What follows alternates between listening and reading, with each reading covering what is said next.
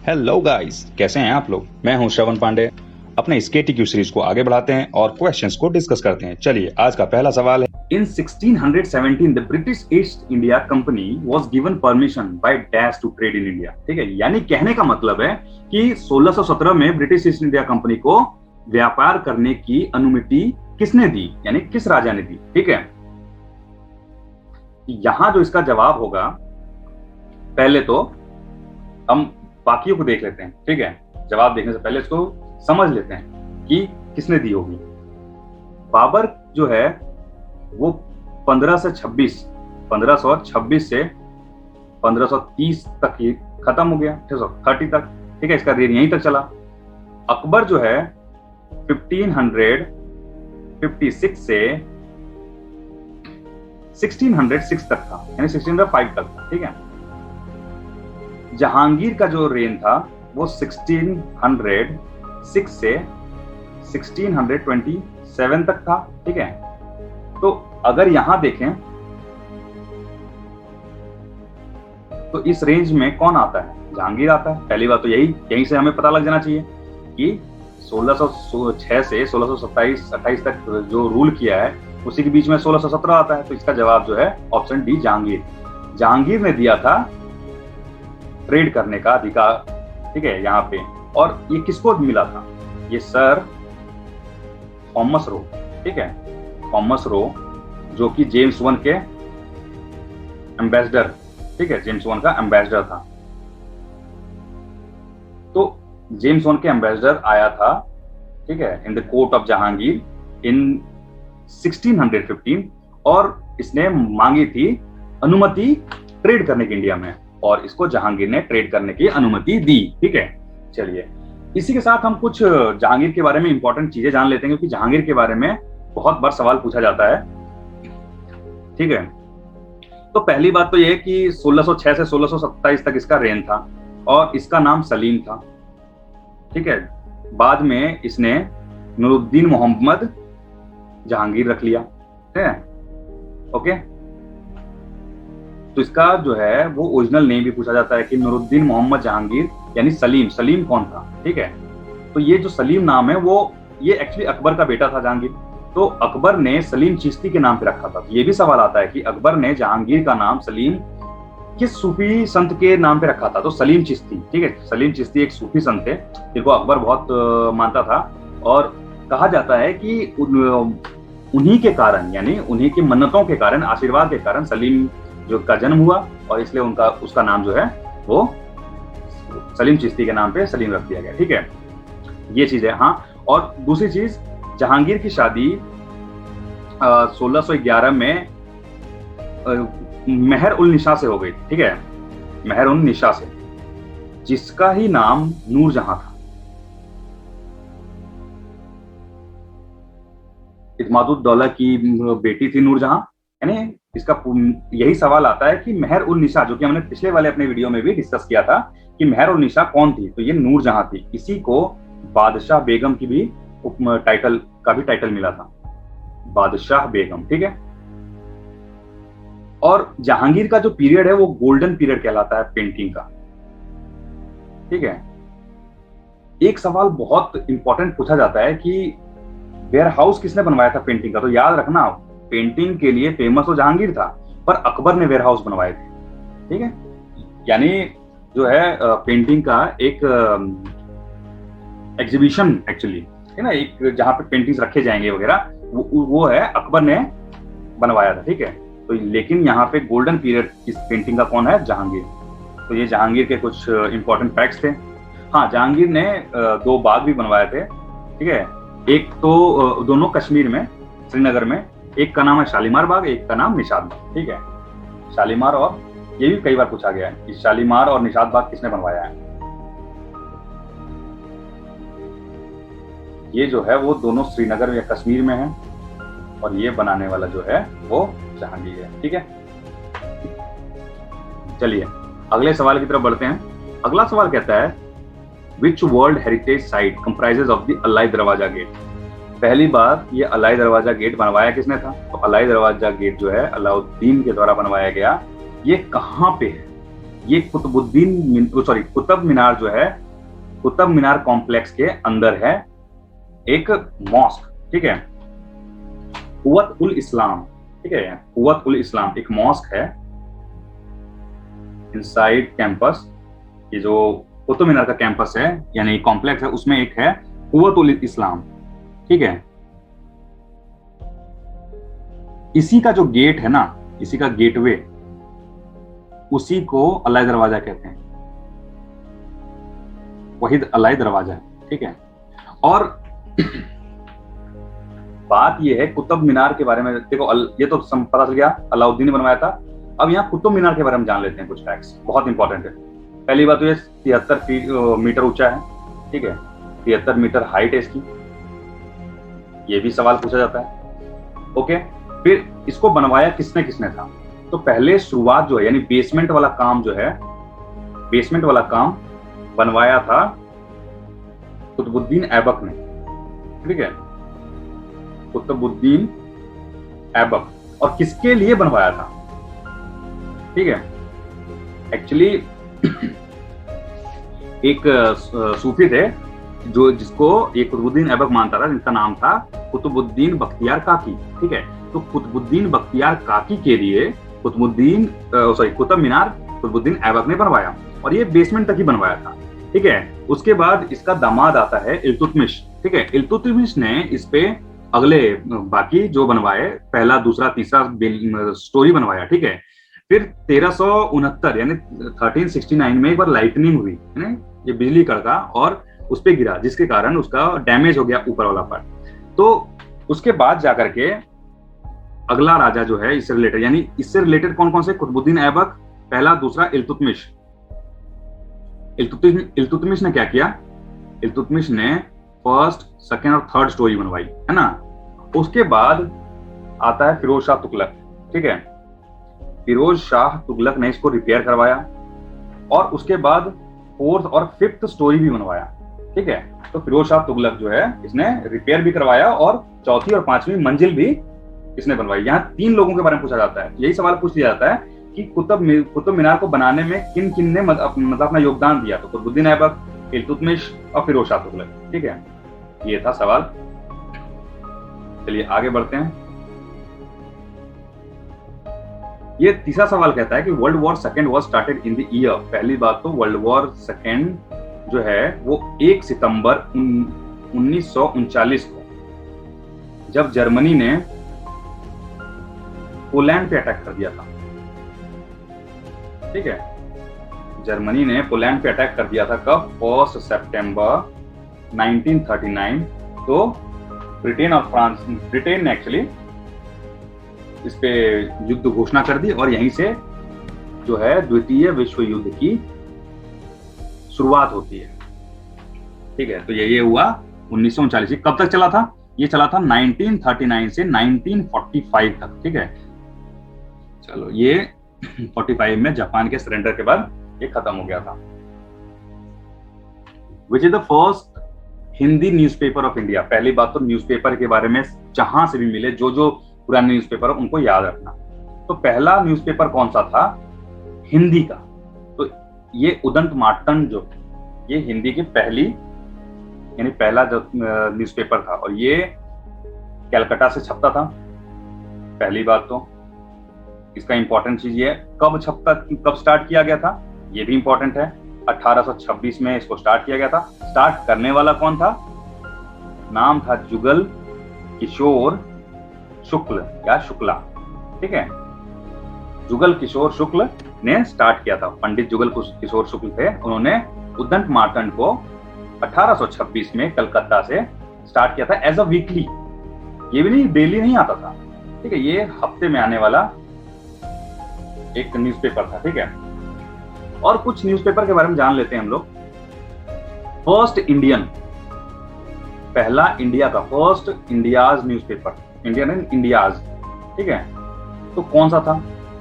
ये 1779 में प्रकाशित जेम्स ऑगस्टस हिक्की ने किया था। ये कई बार पूछा जाता है कि किसने किया था? ऑगस्टस हिक्की, ठीक है। इसने किया था, एक उसका नाम था दी बंगाल गैजेट, ठीक है,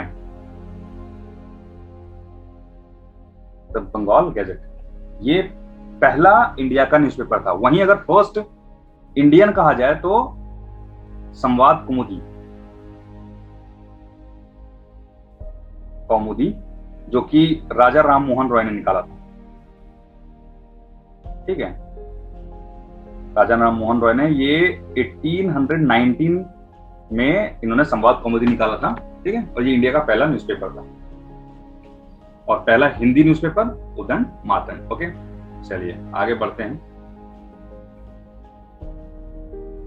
अगला सवाल कहता है कि if a ball is throne up which of the following does not change.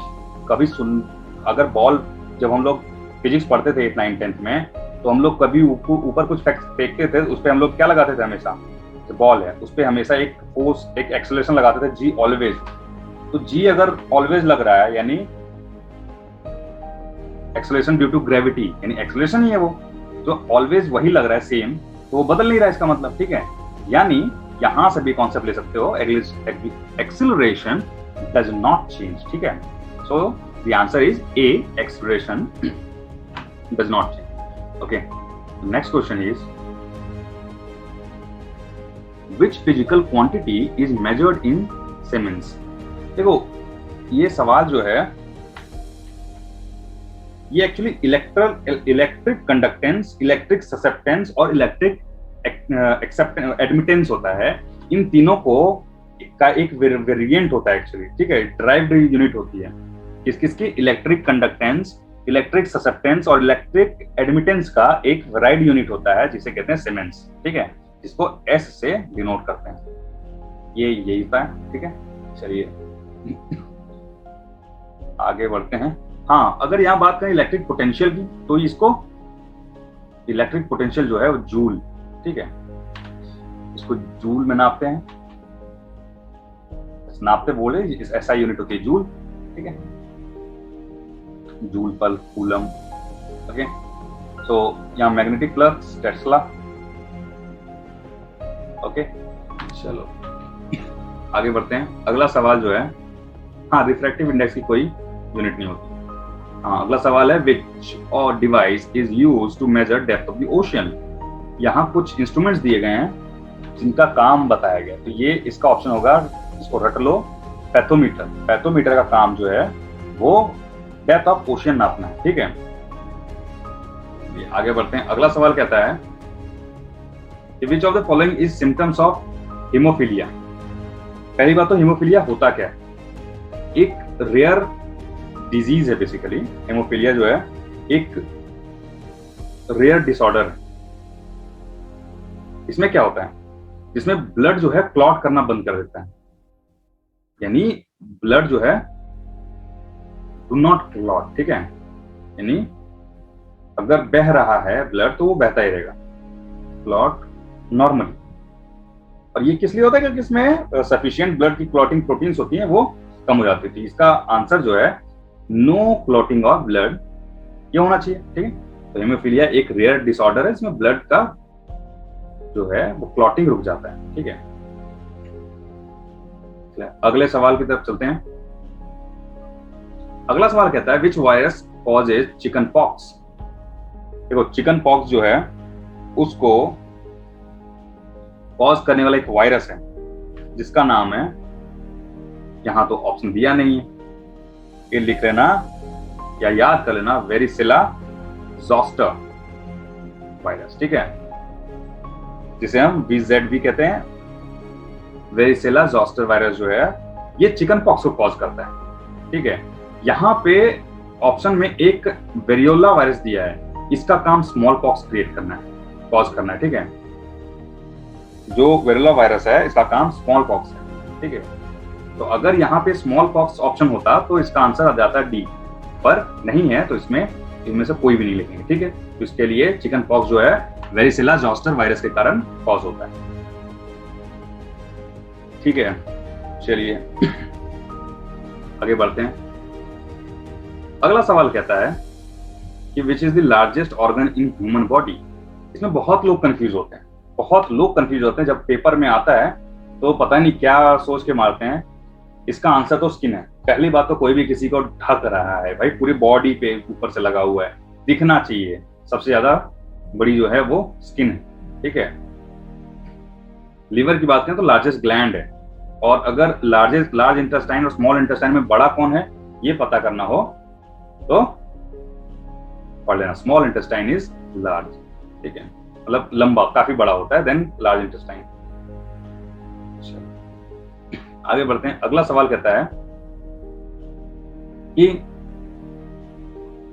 Which among the following is an endothermic reaction. पहली बात तो रिएक्शन दो टाइप की होती है, एक होता है एंडोथर्मिक जिसमें हीट दिया जाता है, और एक होता है एक्सोथर्मिक जिससे हीट रिलीज होता है, ठीक है। तो देखते हैं, एंडोथर्मिक में हीट दिया जाता है, एक्सोथर्मिक में हीट रिलीज होता है। रेस्पिरेशन, अब रेस्पिरेशन में क्या होता है, देखो रेस्पिरेशन हम लोग में प्रोसेस होता है जिसके कारण ग्लूकोज टूटता है और हमें एनर्जी मिलती है। तो एनर्जी मिल रही है तो energy in form of heat ही हो रही है, ठीक है। तो ये रेस्पिरेशन जो है वो एक्सोथर्मिक है। बहुत लोग कंफ्यूज होते हैं। This respiration is a exothermic process while combustion है जलना। अब किसी को जलाओ, हीट मिलती है या नहीं मिलती है? तो अगर किसी चीज को जलाएंगे तो काफी हीट मिलती है, तो ये भी एक एक्सोथर्मिक है, ठीक है, यानी बहुत ज्यादा एनर्जी बाहर रिलीज करता है ये। अब burning of natural gas same उसी ऊपर की तरह कंबशन की तरह ही है, नेचुरल गैस बर्न होगा तो हमें हीट मिलेगा, तो this is also exothermic reaction, ठीक है। अब एक ऑप्शन है यहाँ स्वेटिंग में देखो हीट अब्सॉर्ब होती है हमारे शरीर से और हमें ठंडा लगता है, तो दिस इज एंडोथर्मिक, एब्सॉर्ब हो रहा है एंडोथर्मिक, ठीक है। तो इसका ऑप्शन जो इसका आंसर जो है option C, that is endothermic, right. अगला सवाल कहता है द वेस्टमिंस्टर मॉडल या Westminster parliament system was developed in. ये वेस्टमिंस्टर मॉडल जो है पार्लियामेंट का, ये यूके ने डेवलप किया था, तो इसका आंसर तो होगा यूके, ठीक है। चलो, और यहीं से हमने अपना सिस्टम लिया है, हमारा जो इंडियन पार्लियामेंट्री सिस्टम है वो यहीं से हमने वेस्टमिंस्टर से अडॉप्ट किया है, ठीक है। चलो आगे बढ़ते हैं। अगला सवाल कहता है Dogri is primarily spoken in which state. भाई डोगरी जो है एक लैंग्वेज है जो कि जम्मू और कश्मीर में बोली जाती है, ठीक है। चलिए, एक फैक्चुअल सवाल था। असम में असमीज, वेस्ट बंगाल में बंगाली, ठीक है। और आगे बढ़ते हैं। अगला सवाल कहता है कि how many language officially recognized in India. यानी देखो 8th शेड्यूल के अंदर हमें पता है 8th शेड्यूल के अंदर ऑफिशियल लैंग्वेज का मेंशन है। 8th शेड्यूल के अंदर बेसिकली टोटल 22 लैंग्वेजेस है, और ऐसा नहीं था पहले 22 लैंग्वेज थे, ये इनका एडिशन हुआ है बार बार। तो अभी रिसेंट एडिशन जो हुआ था वो रिसेंट की बात करें कि एडिशन कब हुआ था, तो ये पूछता है, बहुत इंपॉर्टेंट है, 92nd कॉन्स्टिट्यूशनल अमेंडमेंट क्या है। तो 92nd कॉन्स्टिट्यूशनल अमेंडमेंट एक्ट जो है वो 2003 में आया था, और इसने 4 लैंग्वेज जिसमें बोडो, डोगरी, सांथाली और मैथिली, ठीक है, इन 4 लैंग्वेज को इन 4 लैंग्वेज को ऑफिशियल लैंग्वेज के लिस्ट में डाल दिया। पहले 18 थे, 18 से ये 4 ऐड हुए, 22 हो गए, ठीक है। आज के टाइम पे जो है वो इसका option D 22। How many languages? So there are 22 languages, okay. So the next question is there is a protocol sign to reduce production of CFC known as, यानी क्लोरोफ्लोरोकार्बन को रिड्यूस करने के लिए एक प्रोटोकॉल किया गया था, यानी एक सबमिट की गई थी, ठीक है, और वहां पे साइन किया लोगों ने कि हम इसको कम करेंगे। उस प्रोटोकॉल का नाम क्या है? उस प्रोटोकॉल का नाम है मॉन्ट्रियल प्रोटोकॉल, और ये मॉन्ट्रियल कहाँ है? एक सिटी है कनाडा में, ठीक है। तो कनाडा में लोगों ने, मतलब मल्टीनेशंस आई, उन्होंने ये प्रोटोकॉल साइन किया कि हाँ हम CFC जो है वो रिड्यूस करेंगे देश दुनिया से, ठीक है। अगला सवाल है, इसका जवाब हो गया मॉन्ट्रियल प्रोटोकॉल। अगला सवाल है which atmospheric layer contains ozone layer, ठीक है। तो हम यहाँ पहले एटमॉस्फेरिक लेयर देख लेते हैं कैसे कितने होते हैं। ये लेयर हो गया एटमॉस्फेयर, मान लेते हैं कि यहां से अर्थ है, ये अर्थ वाला सीन यहाँ है, ठीक है, ये अर्थ है। ओके, तो पहला आता है ट्रोपोस्फेयर, ठीक है, ओके, स्ट्रेटोस्फेयर, फिर मेसोस्फेयर, ओके, फिर थर्मोस्फेयर, देन एक्सोस्फेयर, ओके, ये चीज है। ये तो लेयर हो गए total. So all these are layers of atmosphere, यानी ऐसे जितने भी एक्चुअली फिनोमिना है, क्लाइमेटिक फिनोमिना है, वेदर फिनोमिना, ठीक है, वेदर फिनोमिना जो भी है ये सब इसमें होता है ट्रोपोस्फेयर में, ठीक है, यानी वेदर फिनोमिना कहाँ होता है, सब ट्रोपोस्फेयर में होता है। यहां पे एक लेयर होती है अलग से, इसको कहते हैं ओजोन लेयर, ठीक है। तो अगर इसका जो जवाब देना हो तो क्या दोगे, कहां होगा, ढूंढो, किसके अंदर है, स्ट्रेटोस्फेयर के अंदर है एक लेयर जो है ओजोन। और एक्चुअली ये जो स्ट्रेटोस्फेयर है ना, इसी में एरोप्लेन वगैरह फ्लाई करती हैं, एरोप्लेन इसी में फ्लाई करती है, ठीक है। अगला है मेसोस्फेयर। मेसोस्फेयर में जितने भी मेटेराइट्स होती हैं, ये भी पूछता है मेटेराइट्स कहाँ पे बर्न हो जाती हैं, वो बर्न होने का काम जो है वो मेसोस्फेयर में करती है, ठीक है। यानी यहाँ तक आते आते सब लगभग बर्न हो जाते हैं, जो नहीं बर्न होती वो तो धरती को हिट करती है, यानी मैक्सिमम जो है वो बर्न हो जाती है मेटेराइट में। फिर आता है थर्मोस्फेयर, ठीक है, उसके बाद आखिरी आता है एक्सोस्फेयर। थर्मोस्फेयर में एक पार्ट होता है जो है आइनोस्फेयर के नाम से जाना जाता है, ठीक है। यही जो है रिफ्लेक्ट बैक करती है सारी हमारी जो यहाँ से सिग्नल्स जो हम जिस पे काम करते हैं, रेडियो एक्टिव सिग्नल्स, ठीक है, चलो सॉरी रेडियो ट्रांसमिटिंग सिग्नल्स। ये इसका जवाब हो गया सी, स्ट्रेटोस्फेयर। अगले सवाल की तरफ बढ़ते हैं। अगला सवाल कहता है कि which is the longest highway in India. तो ये तो जवाब जो है उसका है NH4।